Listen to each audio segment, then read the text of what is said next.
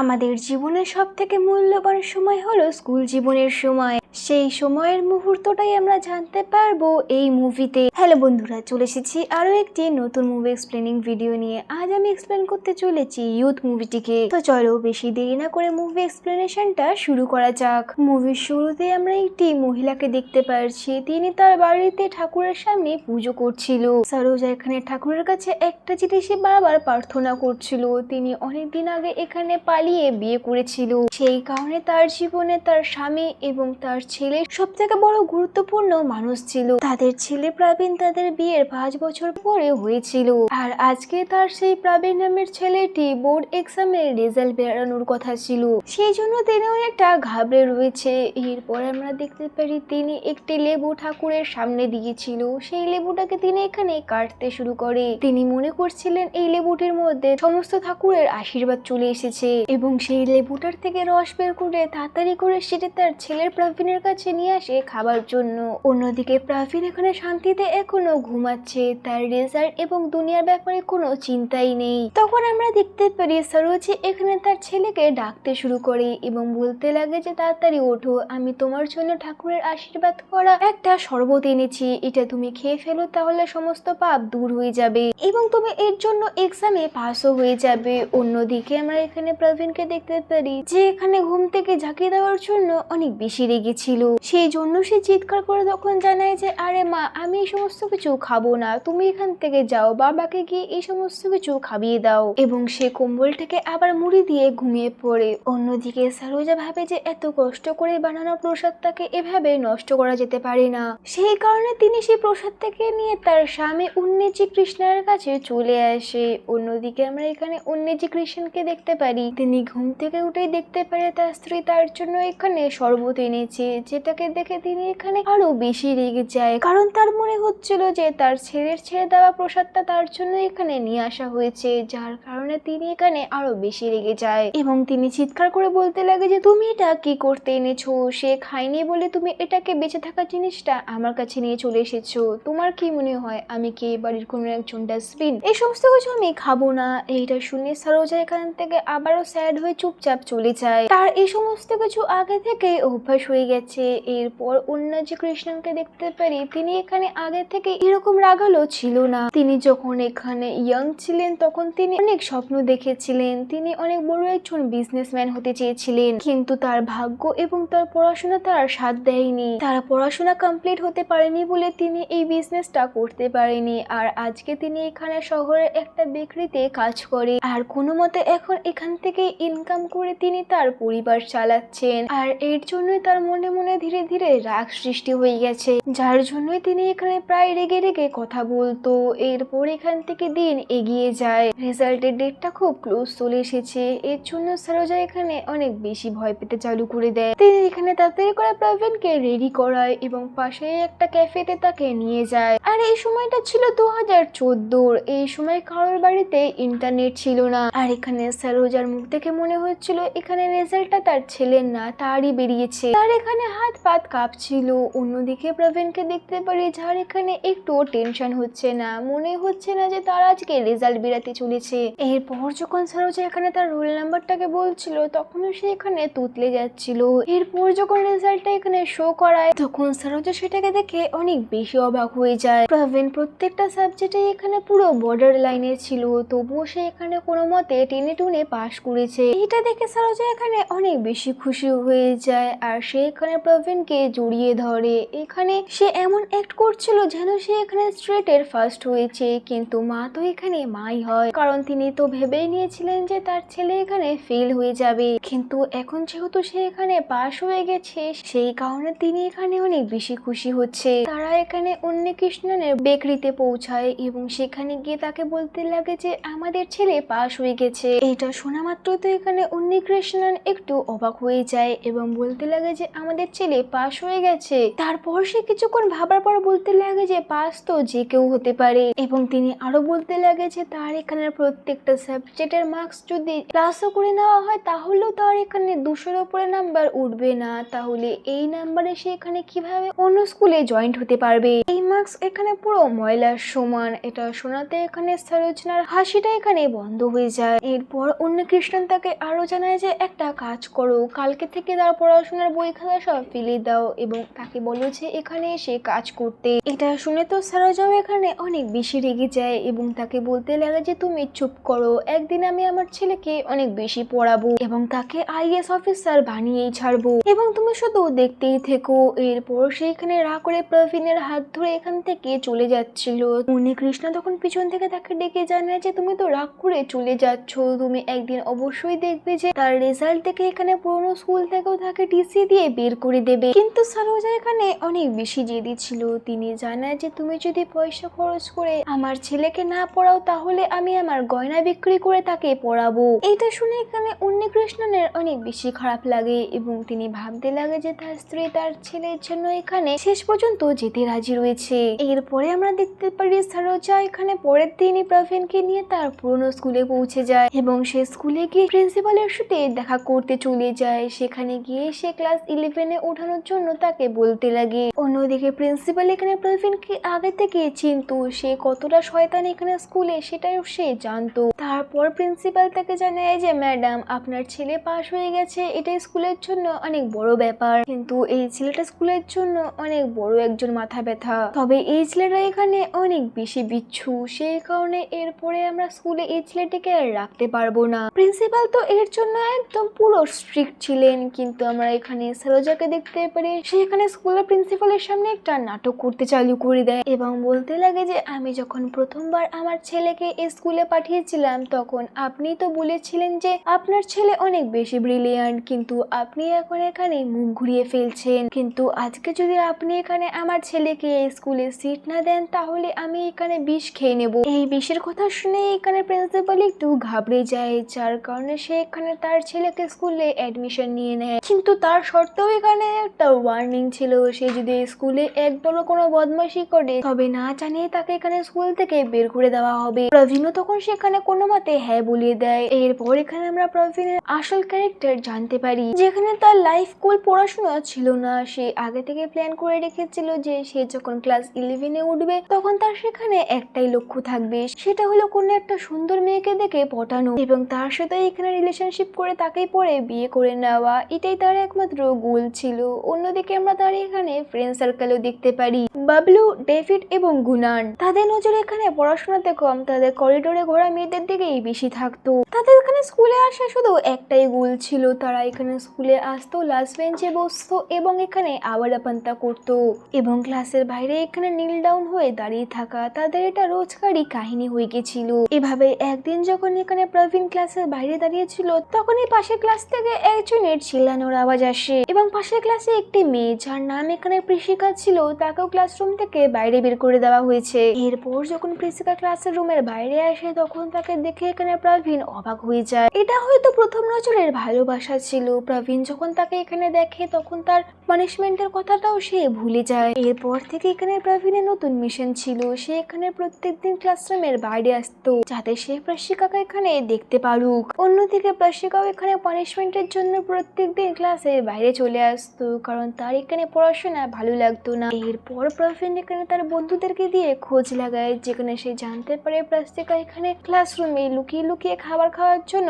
Punishment পায়। তখন সে ভাবে যে আচ্ছা এই মেয়েটার উইকনেস এখানে খাবার ছিল, সেই কারণে সে প্রাশিকাকে এখানে ইমপ্রেস করার জন্য তার কাছে সব থেকে বড় অ্যাডভান্টেজ ছিল যে তার বাবার বেকারি। এই জন্য পরের দিন থেকে সে প্রত্যেক দিন তার বাবার বেকারির থেকে ভালো কোয়ালিটির স্ন্যাক্স গুলোকে চুরি করে আনতো এবং সেটা প্রাশিকাকে দিয়ে দিত। প্রাশিকার এই ট্রিকটা অনেক বেশি ভালো লাগতো, যার কারণে ধীরে ধীরে তাদের এখানে বন্ধুত্ব হয়ে যায়। এদিকে প্রবীণ যখন তার স্কুলে লাভ স্টোরি করছিল, অন্যদিকে তার পরিবারে এখানে অনেক বড় দুঃখ আসছিল, যেখানে সারোজা একদিন তার হাজবেন্ডকে বলছিল যে তার ভাই তাদের বাড়িতে গৃহপ্রবেশের জন্য ইনভাইট করেছে। উন্নিকৃষ্ণন এখানে ভালো করে জানতো যে তার স্ত্রীর বড়লোক পরিবার তাদের লাভ ম্যারেজটাকে কখনোই অ্যাকসেপ্ট করেন, সেই কারণে সে ভালো করে জানতো যে সেখানে গেলে সে কোনোই সম্মান পাবে না, কিন্তু তার সত্ত্বেও তার স্ত্রীর খুশির জন্য সে বাধ্য হয়ে সেখানে চলে যায়। কিন্তু উন্নিকৃষ্ণনের এখানে সন্দেহটা একদম ঠিক ছিল। পুরো বড়লোক পরিবারের মধ্যে এখানে তাদের দুজনকে অনেক বেশি ইগনোর করা হলো। তাদের ছোট বিক্রির জন্য এখানে অনেক বেশি অপমান শুনতে হয়েছিল।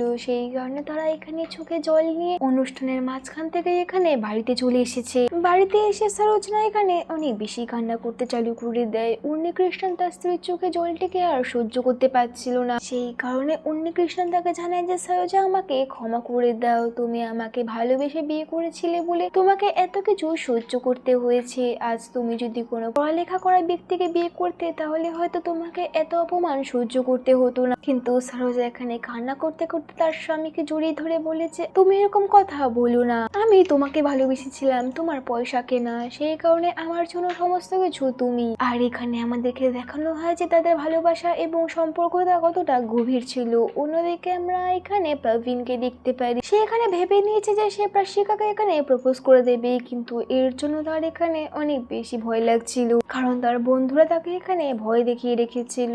অন্যদিকে আমরা দেখতে পারি প্রাশিকাকে এখানে শুধু সে পছন্দ করে না, তার পিছনে মনি নামের একটি সিনিয়র ছেলেও পড়ে রয়েছে। সে প্রাশিকাকে আজ এখানে প্রপোজ করতে চেয়েছিল, কিন্তু প্রাশিকা তখন তাকে এখানে একটু ভাও দিল না। অন্যদিকে মানে যখন জানতে পারে যে এখানে প্রবীণ প্রাশিকার পিছনে পড়ে রয়েছে, তখন সে এখানে তার গুন্ডাদেরকে ডেকে এনে তাকে মারতে চালু করে। এরপর মার খাওয়ার পর প্রবীণ থেকে জিজ্ঞাসা করে, তুমি আমাকে কেন মারছো? তখন মানে তাকে জানায় যে প্রাশিকা তোমাকে পছন্দ করে। এটা শুনে তো প্রবীণ এখানে সমস্ত মার ভুলে যায় এবং সে এখানে প্রাশিকার কাছে ছুটে চলে যায় এবং তাকে জিজ্ঞাসা করতে চালু করে দেয় যে তুমি কি সত্যি আমাকে এখানে পছন্দ করো কিনা। প্রাশিকা তখন সেখানে একটু লজ্জা পাচ্ছিল, তবু সে তখন তাকে জানিয়ে দেয় যে হ্যাঁ, সে তাকে পছন্দ করে। এরপর এখান থেকে এদের লাভ স্টোরিটি চালু হয়ে যায়। আনু নামের একটি মেয়েকে দেখতে পারি যে মানির সেই ফ্রেন্ডটিকে পছন্দ করত।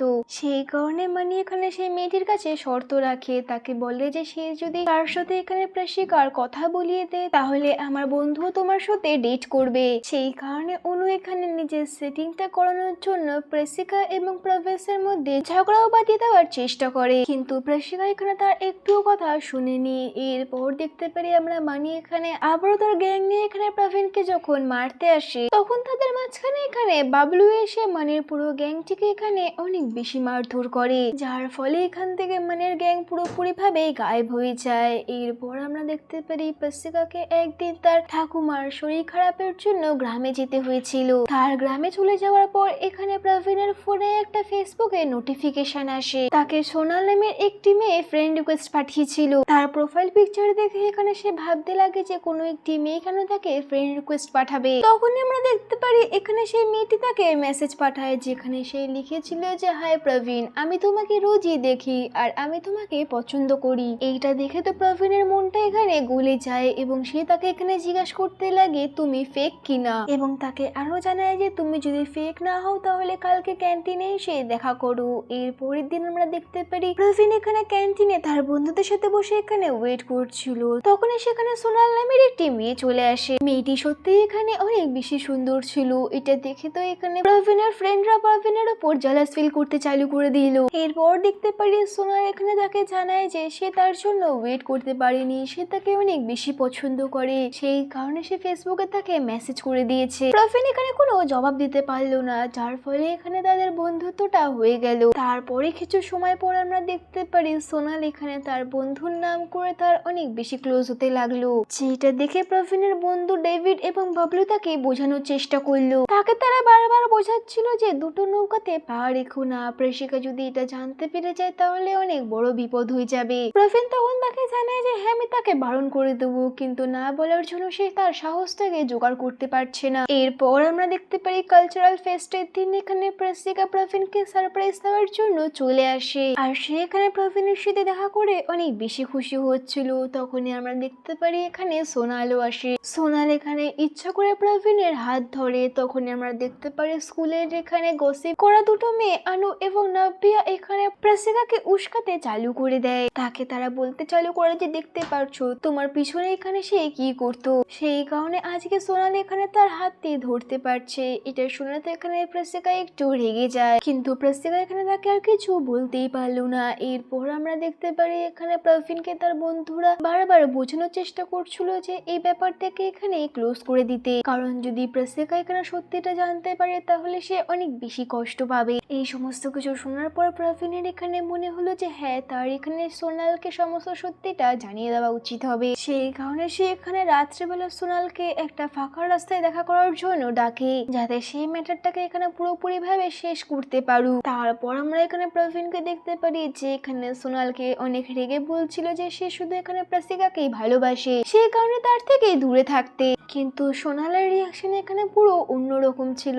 সে এখানে নর্মাল ভাবে থেকেই এখানে হঠাৎ করে প্রবীণের কাছে চলে আসে, আর তার সামনে এখানে এত সুন্দর একটি মেয়ে থাকার কারণে প্রবীণও নিজেকে কন্ট্রোল করতে পারিনি। আর এই মুহূর্তটাই সমস্ত কিছু বদলে দেয়। পিছন থেকে এখানে হাততালির আওয়াজ আসে। প্রবীণ পিছন ঘুরে দেখে তো তখন সেখানে নাফিয়া এবং আনু দাঁড়িয়েছিল, আর সেখানে তখন প্রাসিকাও দাঁড়িয়েছিল। প্রাসিকা এখানে কান্না করতে চালু করে দিয়েছিল এবং সে এখানে পুরোপুরি ভাবে ভেঙে পড়েছিল। তখন এখানে প্রবীণ চিৎকার করে প্রাসিকাকে বোঝাতে চালু করে। সে তাকে বলতে লাগে যে এখানে তার কোনো দোষ না, সোনালি তাকে এখানে ইচ্ছা করে জোরে ধরে রেখেছিল, কিন্তু কোনো মেয়ে তো এখন এরকম কথাতে বিশ্বাস করবে না। তখন আমরা দেখতে পারি প্রাসিকা এখানে তাকে জোরে একটা চড় মেরে দেয়। প্রবীণ তখন এখানে পিছন ঘুরে সোনালের দিকে দেখে, যাতে সে মনে করছিল যে সোনাল হয়তো তাকে সমস্ত সত্যিটা জানিয়ে দেবে, কিন্তু সোনাল তো তখন সেখানে ছিলই না। সে তো এখান থেকে নাফিয়া এবং আনুর কাছে গিয়ে দাঁড়িয়ে পড়ে, আর এই তিনজন মিলে এখানে তার উপরে হাসছিল। আর এখানে একটা সত্যি রিভিল হয়, এখানে সোনাল কখনোই প্রবীণকে পছন্দ করতো না। এটা তো তাদের সাজানো একটা প্ল্যান ছিল, কারণ প্রবীণকে এখানে আনু অনেক বেশি হেট করতো, কারণ তার জন্য এখানে মানের ফ্রেন্ড তার থেকে আলাদা হয়ে গেছে, আর এখানে প্রবীণের সাথে পোপাট হয়ে গেছে। কিন্তু এখানে তো এখনো বড় একটা ঝাটকা বাকি ছিল। প্রবীণ যখন রাস্তার অপর সাইডে দেখে তখন সে এখানে তার বাবাকে দেখতে পারে। উন্নিকৃষ্ণন এখানে সমস্ত থাকা ঘটনাগুলো, মেয়েটি চোর মারা থেকে সমস্ত কিছু সে এখানে দেখে ফেলেছে। এটা জানা মাত্র তো এখানে প্রবীণ অনেক বেশি অবাক হয়ে যায়, কিন্তু এরপর থেকে উন্নিকৃষ্ণন তার উপর চিল্লানো বন্ধ করে দেয়, বরং সে তাকে এখানে মাস্তুরের মতো খাটাতে চালু করে দেয়। তার সাথে তার বাবার না কথা বলাটা এখানে অনেক বড় একটা সমস্যা হয়ে দাঁড়িয়েছে, কারণ প্রবীণ এখানে ভয় পাচ্ছিল যে তার বাবা সমস্ত ব্যাপারটা এখানে তার মাকে না জানিয়ে দিই, সেই জন্য সে তার বাবার সমস্ত বলা কথাগুলোকে এখানে চুপচাপ করে দিত। এভাবেই তাদের 11 ক্লাসটা কোনো রকম ভাবে পাশ হয়ে যায়। তারা এখানে এরপর ক্লাস 12-এ উঠে পড়েছে।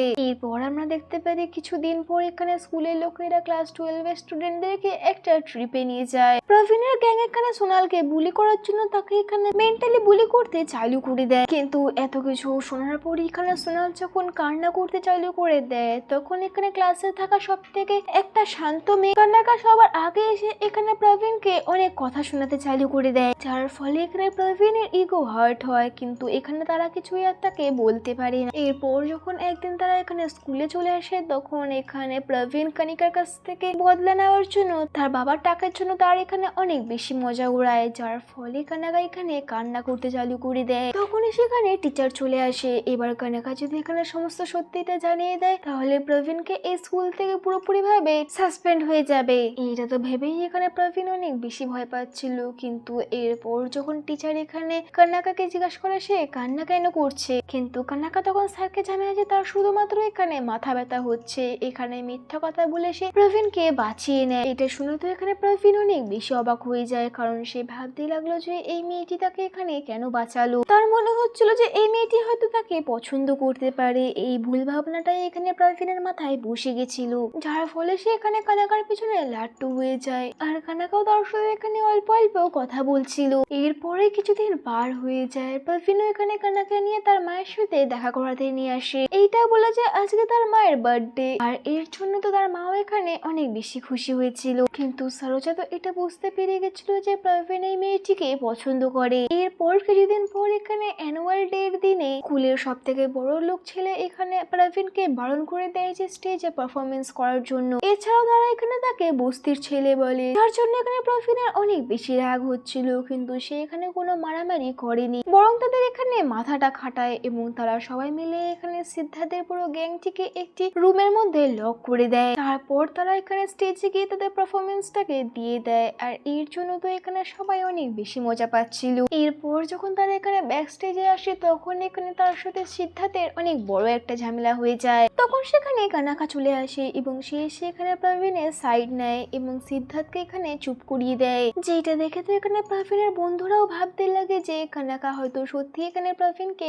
ভালোবাসে ভালোবাসতে শুরু করেছে। আর প্রফিনও এখানে ভেবে নিয়েছিল যে সে ফেয়ারওয়েলের দিন এখানে কানাকাকে প্রপোজ করে দেবে। এরপরে কিছুদিন পর এখানে ফেয়ারওয়েল ডেটা চলে আসে আর প্রফিনও এখানে সাহস গিয়ে কানাকাকে প্রপোজ করে দেয়। প্রফিন তাকে এখানে বলে দেয় যে আমি তোমাকে ভালোবাসি আর আমি তোমার সাথে পুরো জীবনটা কাটাতে চাই। কিন্তু কানাকা এটা শুনে তো একটু অবাক হয়ে যায় এবং সে শান্ত হয়ে তাকে বলে যে প্রফিন, আমরা শুধুমাত্র বন্ধু, আমাদের মধ্যে এরকম কোনো সম্পর্কই নেই। আমি তোমাকে কখনোই এরকম নজরে দেখিনি আর তুমি আমাদের বন্ধুত্বটাকে ভালোবাসা ভেবে ফেলেছো, এটা আমি কখনোই ভাবতে পারিনি। এইটা শুনে তো এখানে প্রফিন পুরোপুরি ভাবে ভেঙে পড়ে এবং মাটিতে বসেই কান্না করতে চালু করে দেয়। তখনই তার বন্ধুরা তাকে এসে সামলানোর চেষ্টা করে। তখন প্রবীণ দেখতে পারে যে বাবলুকে এখানে সিদ্ধার্থের বন্ধুরা মেরে মুখে লাল করে দিয়েছে।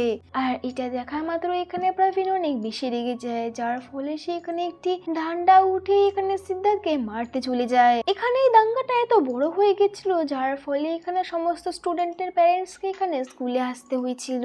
আর প্রিন্সিপাল এখানে প্রফিনের মাকে ডেকে বলে যে প্রফিনকে স্কুল থেকে বের করে দেওয়া হচ্ছে, যার ফলে এখানে সরোজা সিদ্ধার্থের মায়ের পায়ে পড়ে তার কাছে ক্ষমা চাইতে চালু করে দেয়। তাদের হাত পায়ে ধরে এখানে তাদেরকে বলছিল যে আমার ছেলেটিকে ক্ষমা করে দাও। আর এই টেনশনের জন্য এখানে সরোজার বুকের মধ্যে ব্যথা হচ্ছিল, যার ফলে এখানে সে অজ্ঞান হয়ে যায়। তখনই এখানে সরোজাকে হসপিটালে নিয়ে যাওয়া হয় এবং তাকে আইসিইউ তে এখানে ভর্তি করিয়ে দেওয়া হয়। এরপর এখানে উন্নিকৃষ্ণ এসে যখন তার স্ত্রীর অবস্থা এরকম দেখতে পারে তখন সে অনেক বেশি রেগে যায় এবং প্রবীণকে এখানে জোরে একটা চড় মেরে দেয়। তাকে বলতে লাগে যে দেখেছো তুমি কি করে ফেলেছো, তোমার জন্যই তোমার মা এখন মৃত্যুর সাথে লড়াই করছে। এবং তাকে বলতে লাগে যে আজ যদি আমাকে কেউ জিজ্ঞাসা করে যে আমার জন্য কি বেশি ইম্পর্টেন্ট, তুমি না তোমার মা, তাহলে তখন আমি তোমার মাকে সিলেক্ট করব। তোমার মাই আমার কাছে অনেক বেশি ইম্পর্টেন্ট, তোমার আমাকে প্রয়োজন নেই। আজকের পর থেকে আমি ভেবে নেবো যে তুমি মরে গেছো, চলে যাও এখান থেকে। এইটা শুনে তো প্রবীণের মনটি এখানে পুরোপুরি ভাবে ভেঙে যায় আর এই দিনের পর থেকে সে একদম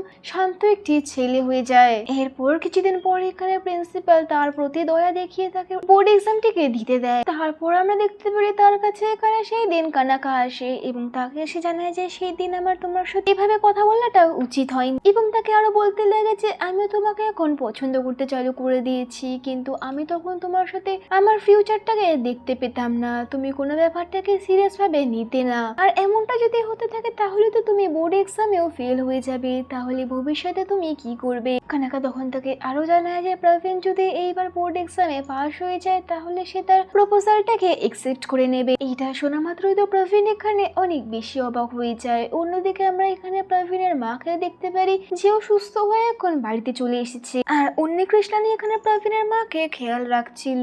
অন্যদিকে প্রবীণ এখানে তার খেলাধুলা বদমাশি সব ছেড়ে দিয়ে পড়াশোনাতে মন দেওয়া চালু করে দিয়েছে। সে অনেক মনোযোগ দিয়ে এখানে পড়াশোনা করছে। তারপর আমরা দেখতে পারি এক্সামের দিনটি চলে আসে, যেই দিন আমরা দেখতে পাচ্ছি সরোজার এখানে চেস্ট পেইনটা আবার হচ্ছে, যেটা দেখে এখানে প্রবীণের মনে হচ্ছিল যে তার মায়ের হয়তো এখানে অ্যাটাক এসেছে, যার কারণে সে তার এক্সামটাকে ছেড়ে তার মাকে হসপিটালে নিয়ে যাচ্ছে। কিন্তু সেখানে গিয়ে সে জানতে পারে এটা তো জাস্ট একটা গ্যাসের জন্য ব্যথা হচ্ছিল। তখন আমরা দেখতে পারি উন্নিকৃষ্ণ তার বাইকটিকে নিয়ে এখানে প্রবীণকে তাড়াতাড়ি করে স্কুলে নিয়ে যেতে লাগে। এভাবেই প্রবীণ তার এক্সামটাকে এখানে দেয়, যদিও বা সে এখানে অনেক বেশি ভয় পেয়েছিল। তারপরেই আমরা দেখতে পারি কিছুদিন পর এখানে সেই এক্সামের রেজাল্টের ডেটটা চলে আসে আর প্রবীণ এখানে সেই টি শার্টটাকেই পরেছিল যেটাকে তার মা যখন এনেছিল তখন সে এটাকে ফালতু বলে ফেলে দিয়েছিল। এরপর তারা তিনজন মিলে এখানে রেজাল্টটিকে দেখতে চলে আসে এবং তাদের স্কুলের বাইরে এখানে গ্রাউন্ডে বড় একটা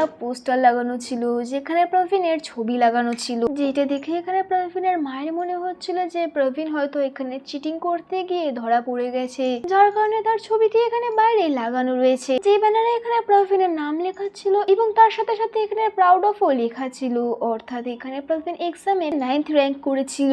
এটা দেখে তো এখানে সরোজনা প্রায় কান্না করে দিয়েছিল। অন্যদিকে উন্নিকৃষ্ণকে যে এতদিন ধরে ফেলিয়ার বলে অপমানিত করা হতো তাকে আজকে এখন ধপ্পারের বাবা বলে ডাকা হবে। সে গর্বের চোটে এখানে প্রবীণের কাঁধের ওপর হাত রাখে, যেটা দেখে প্রবীণ বুঝতে পারে যে তার বাবা এখানে তাকে আশীর্বাদ করছে এবং প্রাউডের জন্য এখানে তাকে সাবাসি দিচ্ছে। তখন আমরা দেখতে পারি সেখানে কানাকা চলে আসে এবং তাকে এসে জানায় নেয় যে আজকে সে রেডি রয়েছে, কিন্তু প্রবীণ তখনই তাকে এখানে থামিয়ে দেয় এবং তাকে বলতে লাগে যে থেমে যাও, আমি তোমার জন্য এই পড়াশোনাটা করিনি, এর পিছনে আলাদাও কারণ রয়েছে। তারপর এখান থেকে আমাদেরকে কিছুদিনের আগের সিন দেখানো হয়, যেখানে আমরা দেখতে পাচ্ছি উন্নিকৃষ্ণন যখন একদিন নেশা করে বাড়িতে ফিরেছিল তখন সে প্রবীণকে এখানে কিছু কথা জানিয়েছিল, যেটা শুনে এখানে প্রবীণের মধ্যে থাকা জেদটা জেগে উঠেছিল।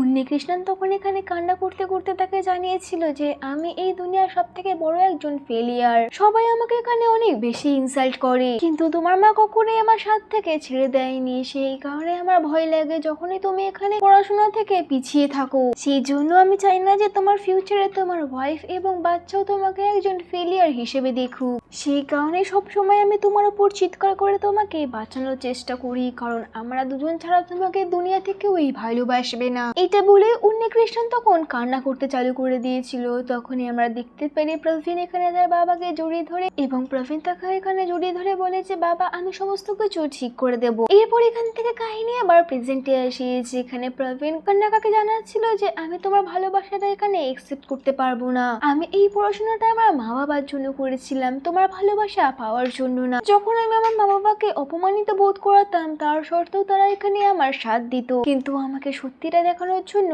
ধন্যবাদ, আমরা সবসময় একটা বন্ধুই থাকবো। এইটা বলে সে এখান থেকে পিছনে ঘুরে ফেলে। এখন সে এখানে সত্যি ভালোবাসাটা বুঝতে পেরে গেছে। তারপর সে দৌড়ে এখানে তার বাবা মায়ের কাছে আসে এবং তার বাবার কাছ থেকে ক্যামেরাটি নিয়ে নেয় এবং তারা তিনজন মিলে এখানে একটি ভালো ছবি তোলে। আর এখানে এই মুভিটি এন্ড হয়ে যায়। মুভি এক্সপ্লেনেশনটা যদি ভালো লেগে থাকে তো ভিডিওটাকে লাইক এবং চ্যানেলটাকে সাবস্ক্রাইব করে নেবেন। দেখা হচ্ছে নেক্সট কোনো মুভি এক্সপ্লেনিং ভিডিওতে, ততদিনের জন্য ভালো থাকুন, সুস্থ থাকুন।